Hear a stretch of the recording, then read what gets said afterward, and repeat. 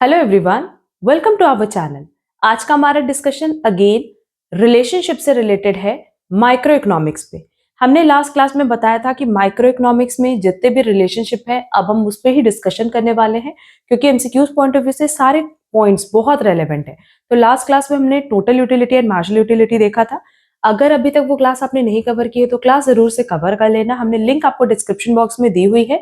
और आज हम लोग ये डिस्कस करने वाले हैं कि total product, marginal product and average product क्या है और इनके बीच का रिलेशनशिप हमें लर्न करना है। देखो, सबसे पहले तो ये समझो कि what is TP, MP and AP. उसके पहले हम यहां बता दें कि हम यहां किसकी बात कर रहे हैं, प्रोडक्ट की बात कर रहे हैं। तो नो डाउट प्रोडक्ट रिलेटेड होगा प्रोडक्शन से। और प्रोडक्शन के लिए ना हमें दो चीजें चाहिए होती है, एक चाहिए होता है इनपुट और एक होता है आउटपुट। अब इनपुट क्या है बेटा? इनपुट मतलब फैक्टर ऑफ प्रोडक्शन, और इन फैक्टर ऑफ प्रोडक्शन की हेल्प से ही हम आउटपुट जनरेट करते हैं, है ना। ये जो हम लोग इनपुट यूज करते हैं in the form of land, labour, capital and entrepreneur.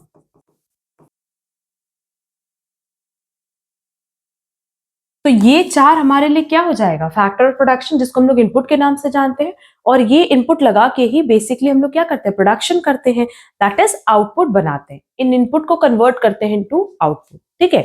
तो ये तो बेसिकली प्रोडक्शन का मतलब हो गया। अब प्रोडक्शन में देखा जाए तो हमारा तीन कॉन्सेप्ट अराइज होता है, total product, marginal product and average product. तो टोटल प्रोडक्ट क्या है? टोटल प्रोडक्ट का मतलब होता है कि जब आप सारे के सारे फैक्टर्स ऑफ प्रोडक्शन को कंबाइन करके जो टोटल आउटपुट जनरेट कर रहे हो। हमने क्या बोला कि जो आप अपने टोटल इनपुट्स मतलब क्या हो गया? टोटल फैक्टर ऑफ प्रोडक्शन को कंबाइन करके जो आप टोटल आउटपुट जनरेट कर रहे हो उसी को हम कहते हैं total product, that is TP. Clear? तो मार्जिनल प्रोडक्ट क्या होगा? मार्जिनल प्रोडक्ट मतलब एक एडिशनल इनपुट लगा करके जो आपने एडिशनल आउटपुट जनरेट किया उसको हम नाम देते हैं मार्जिनल प्रोडक्ट का। और एवरेज प्रोडक्ट क्या है? एवरेज प्रोडक्ट हम देखते हैं कि ऑन एन एवरेज हर एक इनपुट यूज करके आप कितना आउटपुट जनरेट कर रहे हो। क्लियर? तो इन तीनों का पहले हम लोग यहाँ पे फॉर्मूला देख लेते हैं कि हमारा टीपी, एमपी और एपी, क्योंकि ना इससे भी रिलेटेड एग्जाम में क्वेश्चंस आते हैं। अगर हम टीपी की बात करें तो अगेन ये क्या हो जाएगा? Summation of MP. एमपी की बात करें तो ये हो जाएगा टीपीएन माइनस 1। और एक फॉर्मूला हम यहां लिख सकते हैं मार्जिनल प्रोडक्ट के लिए, change in TP divided by change in quantity और फैक्टर ऑफ प्रोडक्शन। तो एपी क्या हो जाएगा? Average product. एवरेज प्रोडक्ट हो जाएगा total product divided by quantity. Clear? तो अगर आपको प्रोडक्ट का कॉन्सेप्ट समझ में आ गया तो टीपी, एमपी, एपी बहुत अच्छे से समझ में आ जाएगा कि टीपी का मतलब होता है कि भाई जितने भी फैक्टर्स ऑफ इनपुट हमने यूज किए, क्या यूज कर सकते हैं? लैंड, लेबर, कैपिटल यूज कर सकते हैं। और इनको चलाने वाला कौन है? Entrepreneur, that is owner. तो जब आप सारे फैक्टर्स ऑफ प्रोडक्शन को कंबाइन करके आउटपुट जनरेट करो तो जो आपने टोटल आउटपुट जनरेट किया उसको हमने नाम दे दिया टोटल प्रोडक्ट का। एक एडिशनल इनपुट यूज करके जो एडिशनल आपने आउटपुट जनरेट किया उसको हमने नाम दे दिया मार्जिनल प्रोडक्ट का। एंड एवरेज प्रोडक्ट का मतलब होता है कि हम ऑन एन एवरेज देखते हैं कि हर एक यूनिट पे हमारा कितना एवरेज आउटपुट जनरेट हो रहा है, उसको हमने नाम दे दिया एवरेज प्रोडक्ट का। क्लियर? अब इन तीनों के बीच में जो रिलेशनशिप है वो देखने के पहले ना हम यहाँ पे एक और पॉइंट आप लोगों को बताएंगे कि अगर हम प्रोडक्शन की बात करें तो प्रोडक्शन में फर्दर दो कॉन्सेप्ट है। रिलेशनशिप पे भी डिस्कशन करेंगे पर उसके पहले ये देख लो, क्योंकि ये पॉइंट समझ में आ जाएगा ना तो रिलेशनशिप भी आराम से समझ पाओगे। देखो, प्रोडक्शन के लिए ना दो चीजें देखनी है, एक तो शॉर्ट रन क्या होता है, एक लॉन्ग रन क्या होता है। शॉर्ट रन का मतलब होता है कि जहां पे एटलीस्ट, हमने क्या बोला, कम से कम at least one factor of production आपका क्या है? फिक्स्ड है। ठीक है, बाकी मान लो वेरिएबल है बट कम से कम एक फिक्स्ड होगा। और लॉन्ग रन में ऐसा नहीं होता। लॉन्ग रन में क्या होता है कि आपके सारे फैक्टर ऑफ प्रोडक्शन वेरिएबल होते हैं। अब उम्मीद करते हैं कि वेरिएबल और फिक्स का मतलब तो सबको पता होगा कि वेरिएबल मतलब जिसको आप चेंज कर सको और फिक्स मतलब जिसको आप चेंज ना कर सको। तो शॉर्ट रन में बेसिकली क्या होता है, और ना प्रोडक्शन के लिए जनरली हम लोग मानते हैं कि हम लोग दो इनपुट यूज करते हैं, लैंड, लेबर। ठीक, प्रोडक्शन के लिए आपको दो चीजें चाहिए, दो इनपुट चाहिए, एक लैंड और एक लेबर। अब शॉर्ट रन होता क्या है कि इतना कम टाइम पीरियड होता है ना कि उसमें आप लैंड नहीं परचेज कर सकते या नंबर ऑफ लैंड चेंज नहीं कर सकते। सिर्फ क्या चेंज कर सकते हो बेटा, लेबर। एक लेबर भी अपॉइंट कर सकते हो, दो भी कर सकते हो, 20 भी कर सकते हो, है ना, क्योंकि शॉर्ट पीरियड ऑफ टाइम है। मान लेते 3 महीने, 6 महीने, 1 साल का टाइम है, तो उतने टाइम में हम कोई न्यू लैंड नहीं परचेज कर सकते। बट अगर हमें प्रोडक्शन बढ़ानी है तो हम सिर्फ और सिर्फ किसकी हेल्प ले सकते हैं, लेबर की। तो यहाँ देखो एक फैक्टर कम से कम फिक्स्ड है और एक वेरिएबल है। इसको हम कहते हैं short run period. Long run क्या है, लॉन्ग रन मतलब आपके पास सफिशिएंट टाइम है, 2 साल, 3 साल, 4 साल का समय, तो आप आराम से लैंड भी परचेज कर सकते हो और लेबर भी चेंज कर सकते हो। मतलब अगर आपको अपना आउटपुट इंक्रीज करना है तो आउटपुट इंक्रीज करने के लिए आपके पास दोनों ऑप्शन है। आप लैंड परचेज कर लो, एक एडिशनल लैंड परचेज करके उस पर भी आप प्रोडक्शन स्टार्ट करा दो, तो उससे भी आपका क्या होगा, आउटपुट इंक्रीज हो जाएगा। या आप अपने लेबर्स को भी इंक्रीज कर सकते हो। तो यहाँ सारे फैक्टर्स, चाहे लैंड हो, चाहे लेबर हो, चाहे कैपिटल हो, सबका सब क्या होगा बेटा, वेरिएबल होगा। क्लियर, ये पॉइंट याद रखना क्योंकि एग्जाम में इससे भी रिलेटेड क्वेश्चन आते। तो शॉर्ट रन के लिए जो कॉन्सेप्ट अब हम लोग यूज करेंगे उसको बोला जाता है लॉ ऑफ वेरिएबल प्रपोर्शन। इसको एक और नाम से हम लोग जानते हैं, वो है law of diminishing return. Clear, हमने क्या बोला कि शॉर्ट रन प्रोडक्शन के लिए जो कॉन्सेप्ट यूज होता है, जहां हम लोग ये देखेंगे कि total product, marginal product, average product का क्या रिलेशन है, उसके लिए हम लोग कॉन्सेप्ट यूज करते हैं लॉ ऑफ वेरिएबल प्रोपोर्शन और law of diminishing return. On the other hand अगर हम लॉन्ग रन की बात करें तो लॉन्ग रन में हम लोग कॉन्सेप्ट यूज करते हैं रिटर्न टू स्केल। यहां पे भी हम लोग यही देखते हैं कि इनपुट और आउटपुट का क्या रिलेशन है। हमने अभी तो बताया ना कि टीपीएमपी एपी का क्या मतलब होता है। ये मतलब होता है कि जब हम लोग फैक्टर्स ऑफ प्रोडक्शन का यूज करते हैं तो उसकी हेल्प से जो हम आउटपुट जनरेट कर रहे हैं उसी को टीपी एपी एमपी कहा जाता है। तो वही चीज रिटर्न टू स्केल में भी है। रिटर्न टू स्केल में भी तो मतलब बेसिकली अगर देखा जाए तो लॉ ऑफ वेरिएबल प्रोपोर्शन या लॉ ऑफ डिमिनिशिंग रिटर्न में भी तो हम यही देख रहे हैं ना कि टीपीएमपी एपी का क्या रिलेशन है, मतलब इनपुट आउटपुट का क्या रिलेशन है। वैसे ही रिटर्न टू स्केल में भी हमें यही देखना है कि इनपुट आउटपुट का क्या रिलेशन है। तो अब अगर एग्जाम में इससे रिलेटेड क्वेश्चन आता है कि शॉर्ट रन प्रोडक्शन के लिए हम लोग कौन सा लॉ यूज करते हैं, तो अब आपको याद हो गया होगा लॉ वेरिएबल प्रोपोर्शन या law of diminishing return. On the other hand अगर लॉन्ग रन की बात करें तो लॉन्ग रन के लिए हम लोग यूज करते हैं रिटर्न टू स्केल। क्लियर, अब दोनों कॉन्सेप्ट, पहला लॉ वेरिएबल प्रोपोर्शन या लॉ ऑफ डिमिनिशिंग रिटर्न क्या होता है, फिर रिटर्न टू स्केल क्या होता है, ये दोनों कॉन्सेप्ट अब हम लोग डिटेल में देखने वाले हैं और इसी से ना हमारा टीपीएमपी एपी का जो रिलेशन है वो भी क्लियर हो जाएगा। ठीक है, तो इसकी भी कहीं नोटिंग कर लेना। हम लोग चलेंगे अपने नेक्स्ट टॉपिक पे related to law of variable proportion. अब देखो लॉ ऑफ वेरिएबल प्रोपोर्शन के लिए हमने यहाँ पे लॉ ऑफ वेरिएबल प्रोपोर्शन, जिसको हम लोग लॉ ऑफ डिमिनिशिंग रिटर्न के नाम से भी जानते हैं, ठीक है, उसके लिए ना हमने एक टैबुलर प्रेजेंटेशन कर दिया है। अब बेसिकली जब टीपीएमपी एपी का रिलेशन देखना है तो जनरली आप लोग गलती क्या करते हो बताएं कि आप लोग ना ग्राफ के थ्रू जाते हो और ग्राफ पे हमने देखा मैक्सिमम टाइम आप लोग कंफ्यूज हो जाते हो। उससे बेटर होता है ये टैबुलर प्रेजेंटेशन। अगर ये टैबुलर प्रेजेंटेशन समझ में आ गया ना तो एग्जाम में जो न्यूमेरिकल क्वेश्चंस आते हैं वो भी आप अटेम्प्ट कर पाओगे और साथ ही साथ रिलेशनशिप भी ना लर्न हो जाएगा साथ ही साथ। ठीक है, तो ये टैबुलर प्रेजेंटेशन ही हम हर केस में यूज करेंगे ताकि रिलेशनशिप भी समझा पाए एंड जो हमारा फॉर्मूले का एप्लीकेशन है वो भी बता पाए। अब देखो हम लोग बात करें लॉ ऑफ वेरिएबल प्रोपोर्शन की। लॉ ऑफ वेरिएबल प्रोपोर्शन में हमारे पास ओवरऑल 3 स्टेजेस हैं। पहला है इंक्रीजिंग स्टेज, फिर है डिमिनिशिंग स्टेज जिसको हम लोग डिक्रीजिंग स्टेज भी कह सकते हैं और लास्ट है नेगेटिव स्टेज। ठीक, तो ये 3 स्टेजेस हैं। बट उसके पहले कॉन्सेप्ट समझो। हम ये कह रहे हैं कि हमने बोला लॉ ऑफ वेरिएबल प्रोपोर्शन में हमारा एटलीस्ट एक फैक्टर फिक्स्ड होगा। तो मान लेते हैं कि हमारे पास लैंड फिक्स्ड है और लेबर वेरिएबल है। हमारे पास एक ही लैंड है और उसी पे हमें लेबर को इंक्रीज करना है। तो ये जो हमारे पास लैंड अवेलेबल है ना, इस पे मैक्सिमम 4 लेबर्स अगर हम अपॉइंट करें, हमारे एग्जाम्पल के हिसाब से चलते हैं, इस पे अगर हम लोग 3 लेबर तक अपॉइंट करें तो ये हमें मैक्सिमम प्रोडक्शन दे सकता है। मतलब जैसे एक लैंड है, उस पे 3 लोगों की ही जरूरत है। हमें पता है कि अगर हम 3 लोगों को वहां अपॉइंट कर दें तो उस पर्टिकुलर लैंड से वो ऑप्टिमम यूटिलाइजेशन या मैक्सिमम प्रोडक्शन कर सकते हैं। क्लियर? अच्छा, बट आप उसी पर्टिकुलर लैंड पे जब 4th या 5th पर्सन को लेबर को अपॉइंट करोगे तो क्या होगा? क्या प्रोडक्शन बढ़ेगा? हाँ, बढ़ेगा। बट क्या उस स्पीड से बढ़ेगा जिस स्पीड से बढ़ना चाहिए? नहीं, क्योंकि इस लैंड की जो एफिशिएंसी थी वो इतनी ही थी कि 3 लोग अगर मिलकर के काम करें तो वो मैक्सिमम प्रोडक्शन कर सकते हैं। तो जैसे ही आप चौथा लेबर अपॉइंट करोगे, आप खुद सोचो कि उसकी वजह से थोड़ा सा क्योस बढ़ेगा एंड प्रोडक्शन बढ़ेगा, बट उस स्पीड से नहीं बढ़ेगा जिस स्पीड से पहले बढ़ रहा था। ठीक?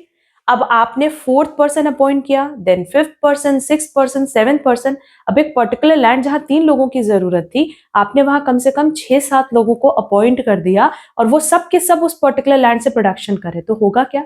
इतना ज्यादा क्योस हो जाएगा ना कि आपका जो प्रोडक्शन है वो नेगेटिव प्रोडक्शन में कन्वर्ट हो जाएगा। मतलब उसी लैंड से जिससे आप पहले एफिशिएंट यूटिलाइजेशन करके मैक्सिमम प्रोडक्शन कर रहे थे, अब आप उसी लैंड से मैक्सिमम प्रोडक्शन नहीं कर पाओगे, बल्कि जो आपका प्रोडक्शन है वो नेगेटिव में चला जाएगा। क्लियर?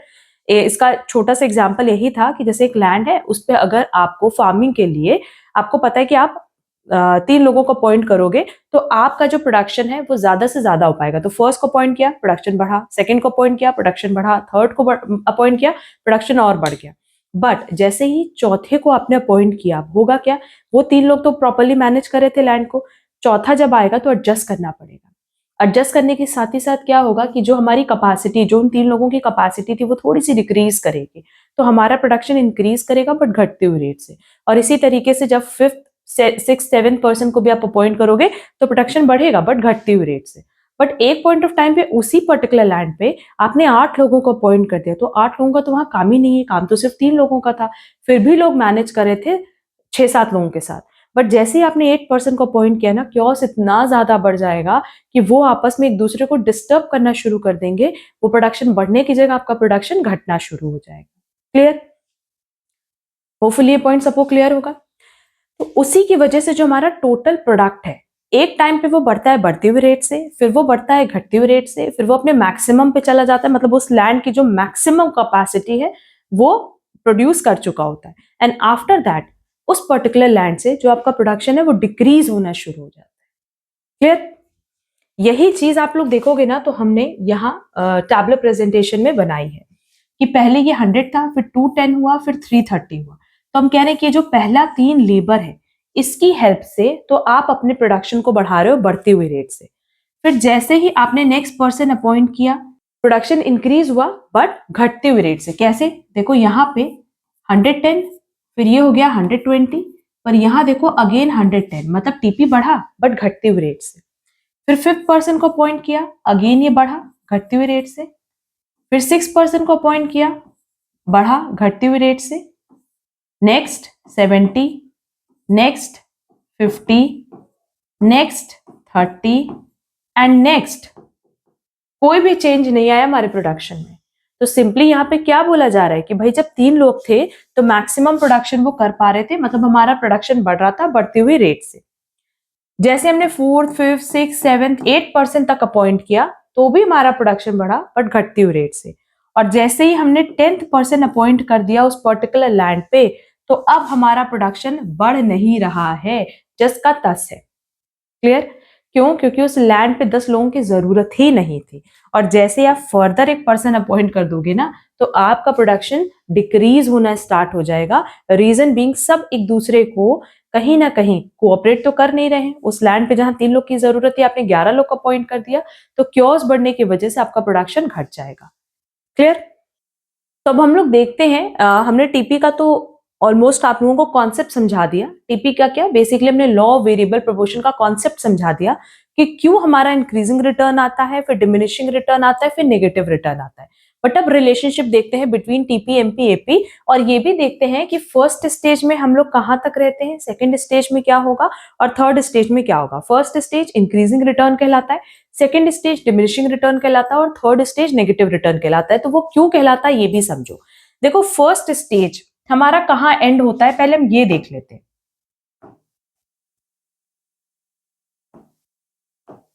हमारा जो फर्स्ट स्टेज है ना, वो एंड होगा इस पॉइंट पे। फिर हमारा सेकेंड स्टेज एंड होगा इस पॉइंट पे, और थर्ड स्टेज लास्ट है। अब इसी को हमें एक्सप्लेन करना है, तो एक एक पॉइंट करके हम यहाँ पे एक्सप्लेन करेंगे। देखो, फर्स्ट स्टेज में क्या होता है कि एक पर्टिकुलर लैंड है, आपने उस पर एक पर्सन को पॉइंट किया, दूसरे पर्सन को पॉइंट किया, तीसरे पर्सन को पॉइंट किया, तो नो डाउट आपका प्रोडक्शन बढ़ेगा बढ़ती हुई रेट से, है ना। जो हमारा टोटल प्रोडक्ट है वो इंक्रीज होगा इंक्रीजिंग रेट से। ठीक, उस पॉइंट ऑफ टाइम पे जो हमारा मार्जिनल प्रोडक्ट है वो भी इंक्रीज हो रहा है, क्योंकि जो आपको हर एक एडिशनल लेबर से प्रोडक्शन मिल रहा है वो भी बढ़ के ही मिल रहा है। एंड जो हमारा एवरेज प्रोडक्ट है, ऑन एन एवरेज हर एक लेबर अपॉइंट करने से जो हमारा प्रोडक्शन है वो भी तो बढ़ेगा। ठीक है, तो आप फर्स्ट स्टेज देखो कि टीपी पहले 100 था, फिर 210 हो गया, फिर 330 हो गया। तो यहाँ टीपी बढ़ रहा है बढ़ती हुई रेट से। कैसे पता है, देख लेते हैं। यहाँ एमपी 100 हुआ, इसके बीच का गैप कितना हो जाएगा 110, और इसके बीच का गैप 120। तो देख लो, हमारा जो टोटल प्रोडक्ट है वो बढ़ रहा है बढ़ती हुई रेट से, एंड उस पॉइंट ऑफ टाइम पे हमारा मार्जिनल प्रोडक्ट भी बढ़ रहा है, एंड एवरेज प्रोडक्ट भी बढ़ रहा है। क्योंकि एवरेज प्रोडक्ट क्या होता है, टीपी डिवाइडेड बाय क्यू। जब आप कैलकुलेट करोगे तो आप देखोगे कि आपका एवरेज प्रोडक्ट भी इंक्रीज हो रहा है। ठीक, और इसको इंक्रीज होने का रीजन अब होपफुली सबको समझ में आ गया होगा कि जब उस लैंड पे आपको पता है कि आप 3 लोग तक अपॉइंट करो, 3 लेबर तक अपॉइंट करो, तो आप प्रोडक्शन इंक्रीज कर सकते हो। मतलब उस पर्टिकुलर लैंड पे 3 लोगों की जरूरत है, तो नो डाउट जब तक आप 3 लोगों को अपॉइंट नहीं कर लोगे तब तक आपका प्रोडक्शन बढ़ेगा बढ़ती हुई रेट से।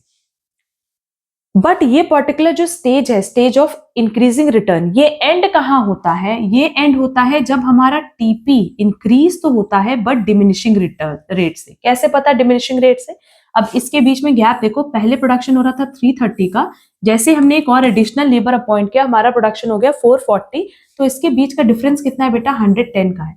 मतलब हमारा एक एडिशनल लेबर अपॉइंट करने से जो प्रोडक्शन है वो कितना हो गया, 110। पहले एक एडिशनल लेबर अपॉइंट करने से हमें कितने का प्रोडक्शन मिला था, 120 का, बट अब वो घट करके 110 हो गया। तो नो डाउट प्रोडक्शन बढ़ा बट घटती हुई रेट से। क्लियर? अब इस केस में हमारा एमपी क्या हो गया, डिक्रीज हो गया, बट स्टिल क्या है, पॉजिटिव है, एंड एपी हमारा मैक्सिमम पे चला गया, है ना। तो इंक्रीजिंग रिटर्न जो पहला स्टेज है, स्टेज ऑफ इंक्रीजिंग रिटर्न, उसमें क्या होता है, स्टार्टिंग में टीपी बढ़ता है बढ़ती हुई रेट से, एमपी भी इंक्रीज होता है, एपी भी इंक्रीज होता है। बट फर्स्ट स्टेज एंड होते होते टीपी बढ़ता है घटती हुई रेट से, एमपी डिक्रीज होने लगता है बट पॉजिटिव रहता है, एंड एपी अपने मैक्सिमम पे आ जाता है। क्लियर? इसका रीजन होपफुली अब सबको समझ में आ गया होगा कि स्टार्टिंग में टीपी बढ़ता है बढ़ती हुई रेट से। उसका रीजन सिर्फ इतना है कि एक पर्टिकुलर लैंड पे जो आपका ऑप्टिमम यूटिलाइजेशन आप कर सकते हो लेबर्स का, वो आप कर रहे हो। आपने पहले पर्सन को अपॉइंट किया, फिर दूसरे पर्सन को अपॉइंट किया, तीसरे पर्सन को अपॉइंट किया, तो नो डाउट उससे आपका प्रोडक्शन बढ़ेगा और बहुत स्पीड में बढ़ेगा। रीजन बीइंग कि उस पर्टिकुलर लैंड पे 3 लोगों की जरूरत थी। बट जैसे आप नेक्स्ट लेबर अपॉइंट करोगे, एक पर्टिकुलर एडिशनल आपने ऐड किया, तो नो डाउट उससे आपका प्रोडक्शन बढ़ेगा, तो बट उस स्पीड से नहीं बढ़ेगा, क्योंकि उस पर्टिकुलर लैंड पे 3 लोग एकदम 100% अपना एफिशिएंसी देकर के मैनेज कर सकते थे। अब जब आपने चौथे को अपॉइंट किया तो थोड़ा सा क्योर्स बढ़ा, बट उसकी वजह से प्रोडक्शन बढ़ा, कम बढ़ा कंपैरेटिवली थर्ड लेबर के कंपैरिजन में। यहां देखो, फोर्थ लेबर को आपने अपॉइंट किया तो आपका प्रोडक्शन बढ़ा बट कम बढ़ा। क्लियर? तो अब याद हो गया कि फर्स्ट स्टेज को हम लोग स्टेज ऑफ इंक्रीजिंग रिटर्न इसलिए कहते हैं क्योंकि ऑलमोस्ट सारी चीजें बढ़ती रहती हैं, बट उस पर्टिकुलर स्टेज के एंड पे चीजें डिक्रीज होना स्टार्ट होती हैं। मतलब फर्स्ट स्टेज में क्या होता है, हम बाद में रिलेशन लिख देंगे, पहले हम यहां बता देते हैं। फर्स्ट स्टेज में टीपी इंक्रीज हो रहा है इंक्रीजिंग रेट से। इस पॉइंट ऑफ टाइम पे एमपी भी बढ़ रहा है, एपी भी बढ़ रहा है। यहां तक तो किसी को कोई डाउट नहीं होगा। एंड जैसे ही ये स्टेज एंड होती है, एंड पे आते आते हमारा टीपी बढ़ता तो है बट घटती हुई रेट से। एमपी घट जाता है बट स्टिल क्या रहता है, पॉजिटिव रहता है, और एपी अपने मैक्सिमम पे पहुंच जाता है। क्लियर? एक और पॉइंट हम यहां बताएं कि जब टीपी बढ़ रहा है बढ़ती हुई रेट से, एमपी भी बढ़ रहा है, एपी भी बढ़ रहा है, तो उस पर्टिकुलर पॉइंट को हम कहते हैं पॉइंट ऑफ इन्फ्लेक्शन। क्या बोलते हैं? Point of inflection. एग्जाम में इससे भी क्वेश्चन आता है, उसको हम कहते हैं पॉइंट ऑफ इन्फ्लेक्शन। यही चीज हम ग्राफ में समझाते हैं ना, तो आप लोग नहीं समझ पाते कि ये जो थर्ड लेबर है, यहां तक जो हमारा स्टेज कवर कर रहा है उसको हम कहते हैं पॉइंट ऑफ इन्फ्लेक्शन, और उसके बाद का जो स्टेज है जहां पे हमने फोर्थ लेबर अपॉइंट किया, वहां जाके हमारा इंक्रीजिंग रिटर्न का जो स्टेज है वो एंड हो जाता है। क्लियर? नाउ सेकेंड स्टेज पे पहुंचते हैं, जो कि है स्टेज ऑफ डिमिनिशिंग रिटर्न। इसको हम क्यों कह रहे हैं डिमिनिशिंग रिटर्न, वो देखो। अब इस स्टेज में क्या होता है ना कि हमारा टीपी बढ़ेगा बट घटती हुई रेट से। ठीक, यहां पे भी हमारा टीपी बढ़ रहा है बट घटती हुई रेट से। बट अगर आप एमपी को देखोगे ना, तो वो अपने मैक्सिमम पे पहुंच के डिक्रीज होना स्टार्ट हो जाता है। क्लियर? मैक्सिमम पे पहुंच के डिक्रीज होना स्टार्ट हो जाता है, और एपी भी डिक्रीज होना स्टार्ट हो गया है। देख लो यहाँ 110 के बाद ये डिक्रीज ही हो रहा है, इंक्रीज नहीं हो रहा है। क्लियर? अब क्योंकि इस स्टेज में एमपी एपी दोनों डिक्रीज कर रहे हैं, इसीलिए हम इस स्टेज को कहते हैं स्टेज ऑफ डिमिनिशिंग रिटर्न। और ये स्टेज एंड कहां होता है? जब हमारा टीपी मैक्सिमम पे होता है, हमारा एमपी 0 हो जाता है, और एपी स्टिल फॉल कर रहा है। क्लियर? तो इस स्टेज में सारी चीजें क्यों घट रही हैं? इसलिए घट रही हैं क्योंकि उस पर्टिकुलर लैंड पे जितने लोगों की जरूरत थी आपने उनसे ज्यादा पॉइंट कर लिया। अब जब उससे ज्यादा पॉइंट किया तो नो डाउट प्रोडक्शन बढ़ेगा, बट उस स्पीड से नहीं बढ़ेगा, उस अकॉर्डिंग नहीं बढ़ेगा जिस अकॉर्डिंग बढ़ना चाहिए। इनफैक्ट वहां क्यों ज्यादा होगा, प्रोडक्शन कम होगा।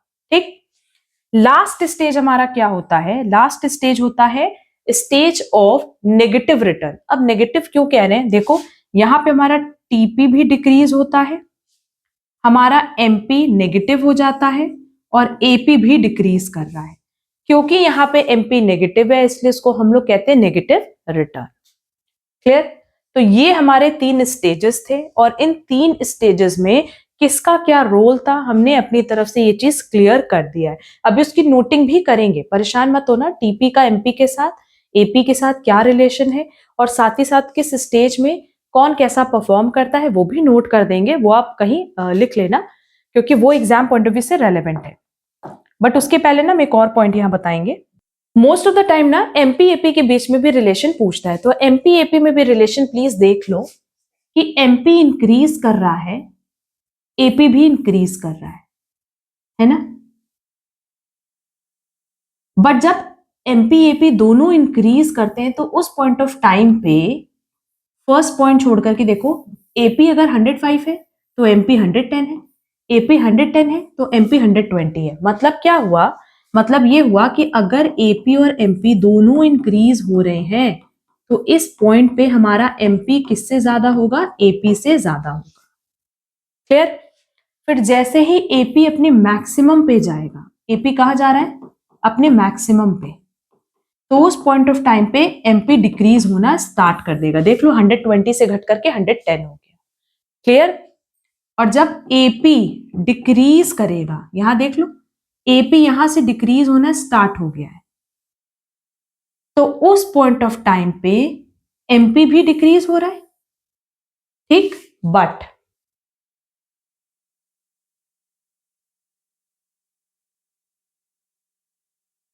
देखो एपी कितना 104 है तो एमपी 80 है, फिर एपी 100 है तो एमपी 80 है। इसका मतलब क्या हुआ कि जिस टाइम एपी डिक्रीज करेगा एमपी भी डिक्रीज करेगा, बट एमपी एपी से कम होगा,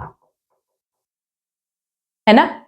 फिर से हम बता रहे हैं कि स्टार्टिंग में जब एपी एमपी दोनों बढ़ रहे हैं तो ठीक है, दोनों बढ़ेंगे, बट एमपी हमेशा बड़ा होगा एपी से।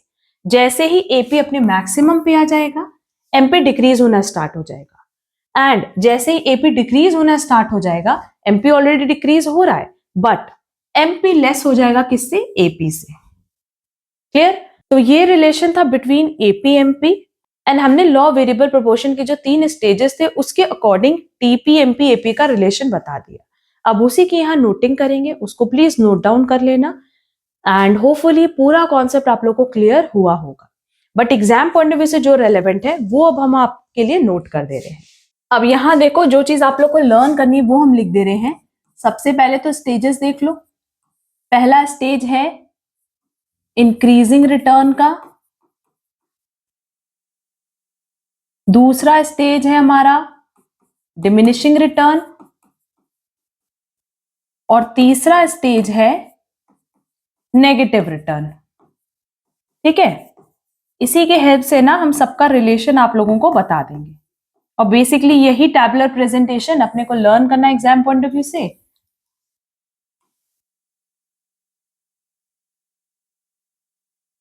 देखो यहां पे ये चीज लिख दी कि टीपी का क्या रोल होगा, एमपी का क्या रोल होगा, और एपी का क्या रोल होगा किस स्टेज में।